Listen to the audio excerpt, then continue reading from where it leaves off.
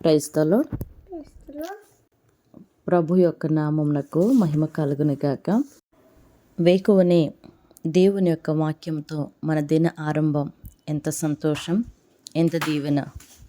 కీర్తనల గ్రంథము 2వ అధ్యాయము. అన్యజనులు ఏల అల్లరి రేపుచున్నారు, జనములు ఏల వ్యర్థమైన దానిని తలంచుచున్నవి. మనము వారి కట్లు తెంపుదము రండి, వారి పాసములను మన యొద్ద నుండి పారవేయుదము రండి అని చెప్పుకొనుచు భూరాజులు యెహోవాకును ఆయన అభిషక్తునికిని విరోధముగా నిలువబడుచున్నారు. ఏలికలు ఏకీభవించి ఆలోచన చేయుచున్నారు. ఆకాశమందు ఆసీనుడగువాడు నవ్వుచున్నాడు.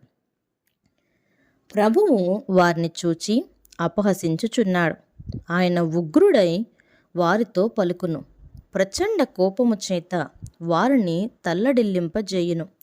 నేను నా పరిశుద్ధ పర్వతమైన సియోను మీద నా రాజును ఆసీనుడిగా చేసి ఉన్నాను.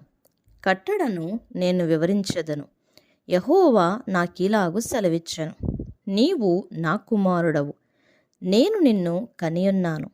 నన్ను అడుగుము, జనములను నీకు స్వాస్యముగాను భూమిని దిగంతముల వరకు సొత్తుగాను ఇచ్చెదను.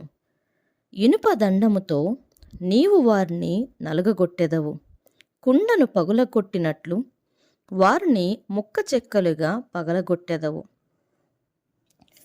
కాబట్టి రాజులారా వివేకులై ఉండుడి, భూపతులారా బోధనొందుడి. భయభక్తులు కలిగి యెహోవాను సేవించుడి. గడగడ వణుకుచు సంతోషించుడి. ఆయన కోపము త్వరగా రగులుకొనును.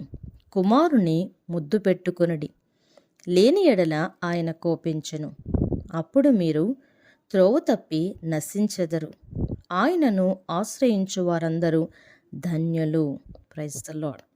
దేవుడి మాటల్ని దీవించునిగాక.